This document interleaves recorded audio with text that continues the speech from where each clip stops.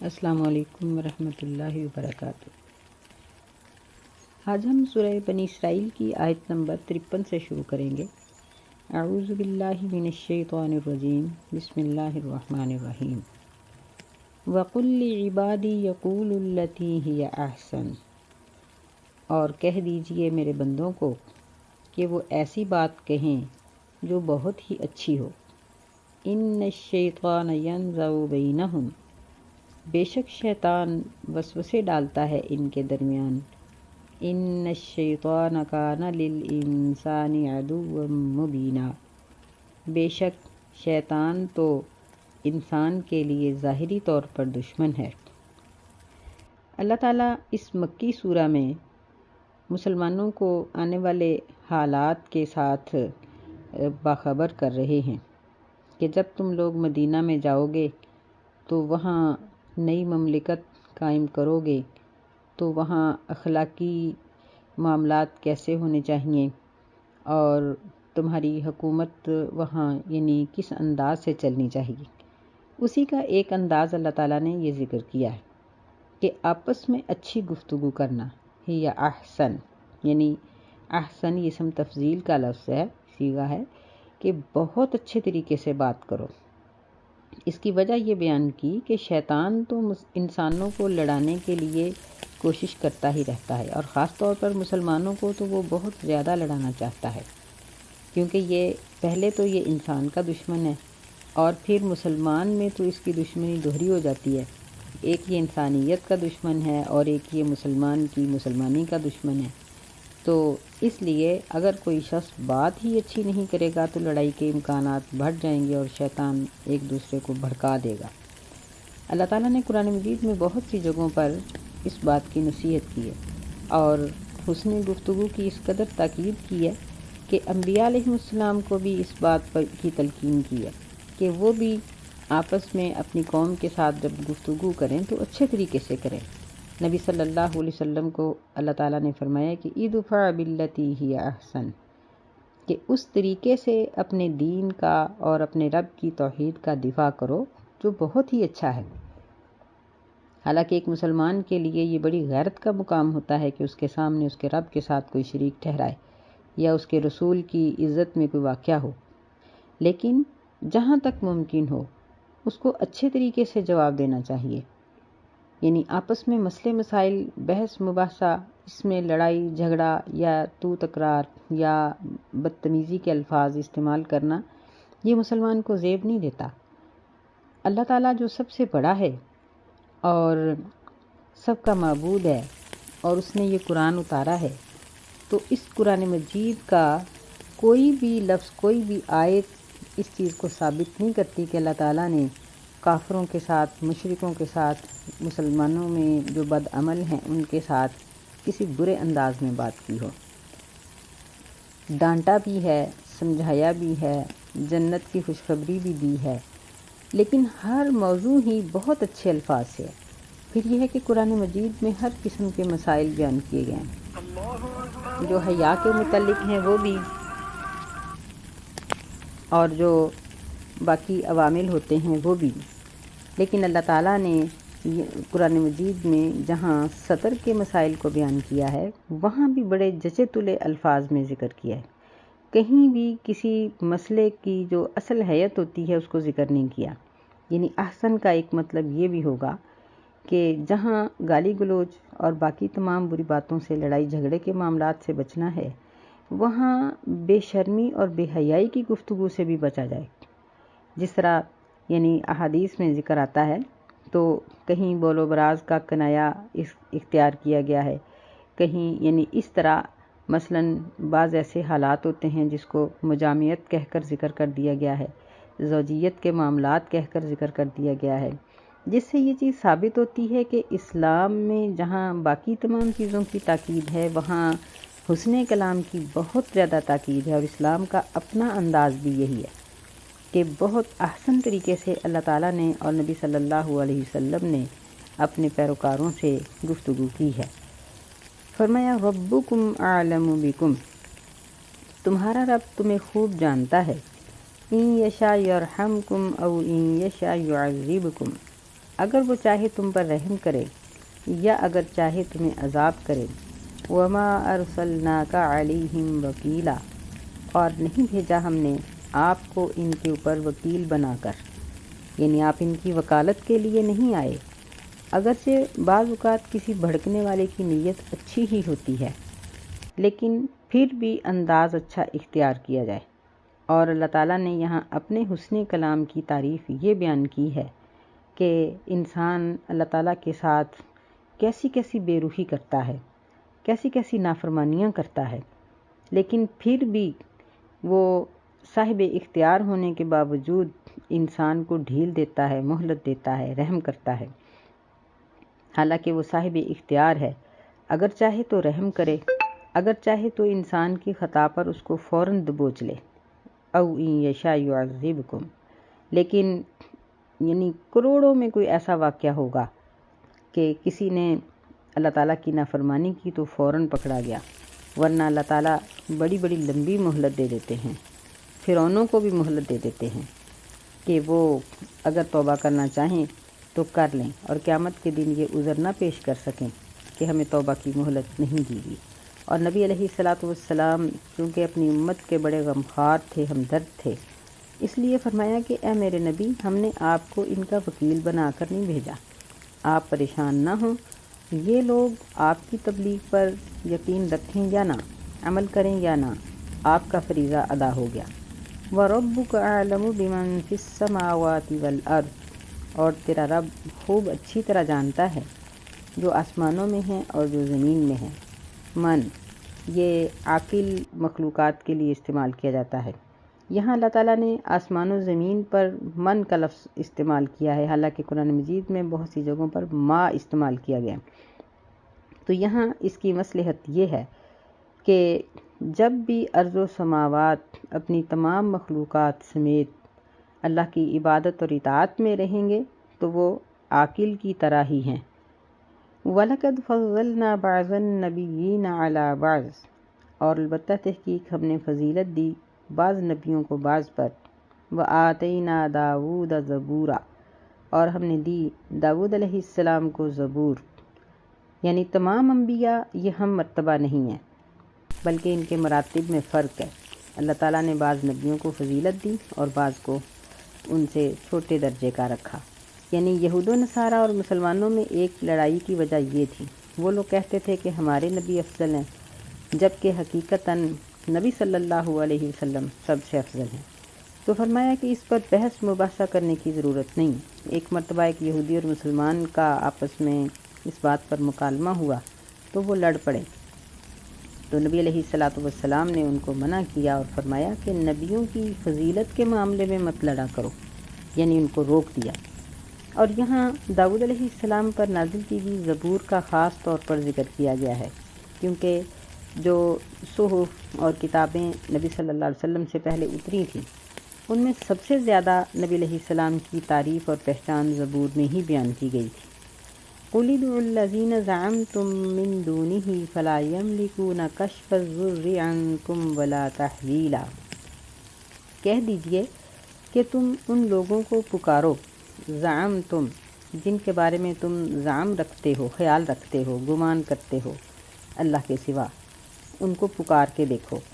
فلا یملکون، پس وہ نہیں اختیار رکھتے، کشف الضر عنکم، تم سے تکلیف کو کھولنے کا، کشف کا معنی کھولنا، ولا تحویلا، اور نہ ہی اس کو بدل سکتے ہیں۔ یہ تحویل اور تبدیل یہ دو لفظ عربی لغت میں استعمال کیے جاتے ہیں۔ تحویل کا معنی یہ ہوتا ہے کہ ایک کی جگہ پر دوسری چیز کو رکھ دیا جائے۔ تبدیل کا معنی یہ ہوتا ہے کہ جس طرح بخار کی جگہ پر صحت آ جائے، تنگ دستی کی جگہ پر خوشحالی آ جائے، یعنی حالات کو بدل دینا۔ تو بدل دینا تو بہت بڑی بات ہے، یہ اس کو کسی دوسری ہم شکل چیز کے ساتھ بھی نہیں اس کو بدل سکتے کہ ایک بڑی تکلیف کو ہٹا کر کوئی چھوٹی تکلیف رکھ دے، یہ لوگ ایسا بھی نہیں کر سکتے، اتنا سا اختیار بھی ان کے پاس نہیں ہے۔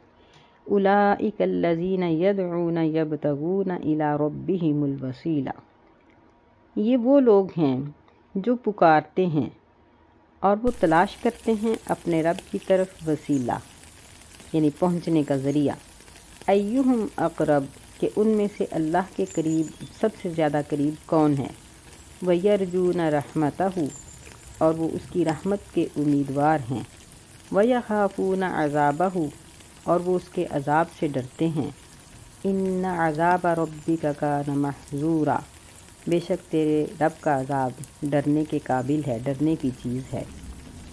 یعنی یہاں اللہ تعالیٰ یہ ذکر کرتے ہیں کہ سب سے بڑا جھگڑا تو ایک مشرک اور موحد کا ہوتا ہے، لیکن اللہ تعالیٰ نے ان کو بھی بڑے احسن الفاظ میں یہاں ذکر کیا ہے اور فرمایا کہ جس کو بھی تم پکارنا چاہتے ہو پکار کے دیکھ لو، جن کو تم پکارتے ہو وہ تو خود اللہ کے قریب ہونے کے لیے کوئی وسیلہ تلاش کرتے ہیں، یعنی جس طرح یہ نبیوں کو پکارتے ہیں، اولیاء کو پکارتے ہیں، نیک لوگوں کو پکارتے ہیں، تو جو انبیاء ہیں، اولیاء ہیں، جو اللہ تعالیٰ کے نزدیک نیک لوگ ہیں، وہ تو خود یہ دیکھتے ہیں کہ ہم کون سا عمل کریں کہ اللہ کے قریب ہو جائیں، یعنی وہ تو خود محتاج ہیں، تو جو خود محتاج ہے وہ کسی دوسرے کی محتاجی کیسے دور کرے گا۔ وَيَرْجُونَ رَحْمَتَهُ وہ تو خود اللہ کی رحمت کی امیدوار ہیں، یعنی اللہ کی رحمت کے مالک نہیں ہیں بلکہ اللہ سے طلبگار ہیں، اور وہ تو خود اللہ کے عذاب سے ڈرتے ہیں کہ کہیں ہمیں عذاب نہ ہو جائے، وہ تمہیں اللہ کے عذاب سے کیسے بچائیں گے۔ نبی صلی اللہ علیہ وسلم کی زندگی کو پڑھ کے دیکھیں کہ آپ اللہ تعالیٰ سے جب یہ دعا کرتے تھے کہ اللہم قنی عذابک یوم تبعث عبادک، یا اس طرح کی قیامت کے دن کے عذاب سے بچنے کی دعائیں آپ پڑھتے تو زار و زار روتے۔ نبی علیہ السلام کی گھنی داڑھی تھی، سیدہ عائشہ رضی اللہ تعالیٰ عنہ کہتی ہیں کہ وہ آنسوؤں سے بھیگ جاتی تھی۔ نبی علیہ السلام نے سورہ مائدہ کی آیات پڑھی اور اس میں یہ پڑھا کہ اے اللہ یہ سب تیرے ہی بندے ہیں، اگر تو عذاب کرے تو کر سکتا ہے، اگر بخش دے تو بخش سکتا ہے۔ آپ اتنا روئے کہ ساری رات اس آیت کو پڑھتے رہے اور روتے رہے۔ تو اللہ یہی کہتے ہیں کہ جو خود اللہ کے عذاب سے ڈرے، جو خود اللہ کی رحمت کا طلبگار ہو، امیدوار ہو، وہ کسی دوسرے کو کیسے بچائے گا۔ تیرے رب کا عذاب بڑا سخت ہے اور اس قابل ہے کہ اس سے ڈرا جائے، یعنی حقیقت میں ڈرنا ہی چاہیے۔ وَإِن مِّن قَرْيَةٍ إِلَّا نَحْنُ مُهْلِكُوهَا قَبْلَ يَوْمِ الْقِيَامَةِ أَوْ مُعَذِّبُوهَا عَذَابًا شَدِيدًا اور نہیں ہے کوئی بھی بستی مگر ہم اس کو ہلاک کرنے والے ہیں قیامت کے دن سے پہلے، یا عذاب کرنے والے ہیں اس کو سخت قسم کا عذاب۔ كَانَ ذَلِكَ فِي الْكِتَابِ مَسْطُورًا یہ کتاب میں لوح محفوظ میں یہ لکھا ہوا ہے، یعنی اللہ تعالیٰ نے یہ بات لکھ دی ہے کہ ہر نافرمان بستی کو قیامت سے پہلے عذاب دیا جائے گا، یعنی ایک دنیا کا عذاب اور پھر مرنے کے بعد آخرت کا عذاب۔ تو اللہ کے عذاب سے بچنے کی کوئی انسان ہو یا قبیلہ ہو یا بستی ہو، ان سب کے لیے اللہ کے عذاب سے بچنے کی ایک ہی صورت ہے کہ اللہ کی اطاعت اور فرما برداری کی جائے، بس اس کے علاوہ کوئی بھی اللہ کے عذاب سے نہیں بچ سکتا اور نہ ہی کوئی کسی کو بچا سکتا ہے۔ سیدنا نوح علیہ السلام کا واقعہ کہ وہ بیٹے کو نہ بچا سکے، لوط علیہ السلام اپنی بیوی کو نہ بچا سکے، تو یہ واقعات ہمارے لیے باعث عبرت ہیں۔ فرمایا وَمَا مَنَعَنَا أَن نُرْسِلَ بِالْآيَاتِ إِلَّا أَن كَذَّبَ بِهِ الْأَوَّلُونَ اور ہمیں نہیں منع کیا، نہیں روکا ہمیں کسی نے اس بات سے ان نرسل بالآیات کہ ہم بھیجیں نبی صلی اللہ علیہ وسلم پر نشانیوں کو، مگر یہ کہ کذب بہ الاولون نشانیوں کو جھٹلا دیا پہلے لوگوں نے۔ وآتینا ثمود الناقۃ مبصرۃ فظلموا بها اور ہم نے دی تھی سمودیوں کو اونٹنی دلیل کے طور پر، مبصرۃ دلیل کے طور پر، بس انہوں نے اس کے ساتھ ظلم کیا۔ وما نرسل بالآیات الا تخویفا اور ہم نشانیوں کو نہیں بھیجتے مگر ڈرانے کے لیے، یعنی مقصد ڈرانا ہوتا ہے۔ یہ مشرکین کے ایک بلکہ بہت سے سوالات کا جواب ہے کہ وہ 12 مرتبہ نبی صلی اللہ علیہ وسلم کو یہ کہتے تھے کہ کوئی نشانی لاؤ۔ یہودی کہتے کہ موسیٰ علیہ السلام کے عصا کی طرح کوئی نشانی لاؤ، عیسائی کہتے کہ عیسیٰ علیہ السلام کے ید بیضاء کی طرح کی ان کے جو ہاتھ پھیرنے والا ہاتھ تھا، مسح کا ہاتھ تھا، اس طرح کی کوئی نشانی لاؤ۔ تو اللہ تعالیٰ نے ان کو اس بات کا کئی جگہوں پر جواب دیا کہ تم ان کی نشانیوں پر ایمان لائے تھے جو اب مطالبہ کر رہے ہو، اور یہاں بھی یہ ذکر کیا کہ چونکہ اللہ کا طریقہ کار یہ ہے کہ جب اللہ تعالیٰ کسی قوم کی منہ مانگی نشانی کو بھیجتے ہیں تو ان کی نافرمانی کی وجہ سے وہ قوم ملیا میٹ کر دی جاتی ہے۔ یہاں نبی صلی اللہ علیہ وسلم کی دعا ہے کہ میری امت کو اس طرح سے ختم نہ کیا جائے، اور اللہ تعالیٰ کا ارادہ مبارک ہے کہ یہ امت قیامت تک قائم رہے گی۔ اس لیے اللہ تعالیٰ نے ان لوگوں کو منہ مانگی نشانی نہیں دی، کیونکہ اگر منہ مانگی نشانی آتی اور یہ لوگ انکار کرتے تو پھر اللہ کا قاعدہ اور قانون وہ اللہ تعالیٰ کا یعنی پورا ہو جانے والا ہے۔ اللہ تعالیٰ اپنے قوانین کو نہیں بدلتے، پھر یہ قوم ہلاک ہو جاتی۔ باقی رہا معجزات کا سلسلہ، تو نبی صلی اللہ علیہ وسلم کو معجزات کے نام پر اتنی نشانیاں دی گئی ہیں کہ جتنی پہلے انبیاء میں سے کسی کو بھی نہیں ملی۔ آپ کے معجزات تمام نبیوں کے معجزات کو جمع کر لیے جائے تو اسے زیادہ ہیں۔ تو فرمایا کہ یہ کس لیے بھیجے ہیں؟ ہم تو نشانیوں کو بھیجتے ہیں کہ قوم ڈرے، اگر انہوں نے ڈرنا ہی نہیں تو پھر نشانی کو کیوں بھیجا جائے؟ وَإِذْ قُلْنَا لَكَ إِنَّ رَبَّكَ أَحَاطَ بِالنَّاسِ، اور جب ہم نے تجھے کہا کہ بے شک تیرا رب لوگوں کو گھیر لینے والا ہے، یعنی اللہ تعالیٰ بار بار مکی آیات میں یہ حکم نازل کرتے تھے کہ اگر تم شرک سے باز نہیں آؤ گے تو تم پکڑے جاؤ گے، تو کفار مکہ اس کا مذاق اڑاتے تھے، یقین نہیں کرتے تھے۔ یہ بھی حالانکہ اللہ تعالیٰ کا کہنا ایک بہت بڑی نشانی تھی۔ وَمَا جَعَلْنَا الرُّؤْيَا الَّتِي أَرَيْنَاكَ إِلَّا فِتْنَةً لِلنَّاسِ، اور نہیں بنایا ہم نے اس خواب کو، اس منظر کو جو ہم نے تجھے دکھایا تھا، إِلَّا فِتْنَةً لِلنَّاسِ، مگر لوگوں کے لیے آزمائش۔ یہ اللہ تعالیٰ ایک مزید نشانی کا ذکر کر رہے ہیں۔ رؤیا سے مراد خواب یعنی رات کو سونے کی حالت میں دیکھی جانے والی چیز بھی ہوتی ہے، رؤیا کا معنی منظر بھی ہوتا ہے۔ تو یہاں اس سے مراد وہ منظر ہے جو معراج اور اسراء میں نبی علیہ السلام کو دکھائے گئے، وہ تمام مناظر جو آسمان و زمین کی عجائبات آپ کو دکھائی گئیں، کیونکہ رؤیا یہ عجائبات پر بھی بولا جاتا ہے۔ تو اللہ تعالیٰ یہ فرماتے ہیں کہ وہ منظر یعنی معراج اور اسراء کا واقعہ، کیا یہ چھوٹی نشانی ہے؟ ہم نے اس کو بھی لوگوں کے لیے بطور آزمائش بنایا کہ جب نبی علیہ السلام نے اس کا ذکر کیا تو ابو جہل بھاگا ہوا ابو بکر رضی اللہ عنہ کے پاس گیا اور کہنے لگا کہ اب بتاؤ کہ اگر کوئی یہ کہے کہ میں راتوں رات بیت المقدس گیا اور آسمان پر گیا اور زمین پر آیا تو کیا مان جاؤ گے؟ وہ کہنے لگے کہ یہ کیسے؟ وہ کہنے لگا کہ دل میں کہ اب تو بات بن گئی۔ جھٹ سے بولا کہ تمہارا ساتھی یہ کہہ رہا ہے کہ میں راتوں رات بیت المقدس گیا اور آسمان پر گیا اور زمین پر آیا۔ تو سیدنا ابو بکر رضی اللہ تعالیٰ عنہ کہنے لگے کہ اگر وہ کہتے ہیں تو ہو سکتا ہے۔ اللہ تعالیٰ نے ان کو صدیق کا لقب عطا کیا اور ابو جہل جھٹلانے کی وجہ سے نامراد ہوا۔ فرمایا وَالشَّجَرَةَ الْمَلْعُونَةَ فِي الْقُرْآنِ، یعنی یہ ایک اور نشانی کا ذکر ہے کہ اور درخت یعنی زقوم کا درخت ملعونہ جس پر لعنت کی گئی ہے قرآن مجید میں، یعنی ایسا درخت، لعنت کا مطلب یہ ہوتا ہے کہ جو چیز رحمت سے الٹ ہو، تو یہ زقوم کا درخت جن لوگوں کو کھانے کو ملے گا وہ ان کے لیے رحمت نہیں ہوگا بلکہ ان کے لیے بہت ہی ایک بری حالت ہوگی۔ تو جب اللہ تعالیٰ نے درخت کا ذکر کیا سورہ صافات میں تو مشرکین مکہ بہت ہنسے اور لوٹ پوٹ ہوئے، کہنے لگے لو جی ایک اور بات سن لو کہ ایک طرف آگ اور ایک طرف آگ میں درخت۔ اللہ تعالیٰ نے سورہ یاسین میں اس کا جواب دیا کہ آگ کہاں سے نکلتی ہے؟ کس چیز سے پیدا کرتے ہو آگ کو؟ کیا یہ آگ یہ درختوں سے نہیں جلتی؟ سورہ واقعہ میں بھی اس کا ذکر آیا کہ کیا لکڑی کو جلا کر تم آگ نہیں جلاتے؟ اگر لکڑی سے آگ جل سکتی ہے تو آگ میں لکڑی بھی پیدا ہو سکتی ہے۔ پھر یہ ہے کہ اس درخت کی نوعیت دنیا کے درخت کی طرح کی تو نہیں۔ بہرحال ان لوگوں کو تو جھٹلانے کے لیے کوئی بات چاہیے تھی، انہوں نے مذاق اڑایا۔ فرمایا وَنُخَوِّفُهُمْ، ہم ان کو اللہ کے عذاب سے ڈراتے ہیں۔ فَمَا يَزِيدُهُمْ إِلَّا طُغْيَانًا كَبِيرًا، بس نہیں زیادہ کرتی یہ بات ان کو مگر بہت بڑی سرکشی میں۔ طغیان کا اپنا ہی معنی یہ ہوتا ہے کہ ایسی سرکشی، ایسا فساد جو پھیل جانے والا ہو۔ پھر آگے کبیرہ کا لفظ اللہ تعالیٰ نے استعمال کیا کہ یعنی ایک بہت بڑا فساد یہ لوگ برپا کرنا چاہتے ہیں اور بہت بڑی طغیانی میں یہ لوگ آتے ہیں۔ تو جب ان نشانیوں کا یہ انکار کر رہے ہیں تو پھر اللہ تعالیٰ سے اور کس نشانی کے طلبگار ہیں؟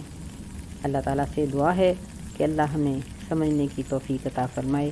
آمین۔ السلام علیکم ورحمۃ اللہ وبرکاتہ۔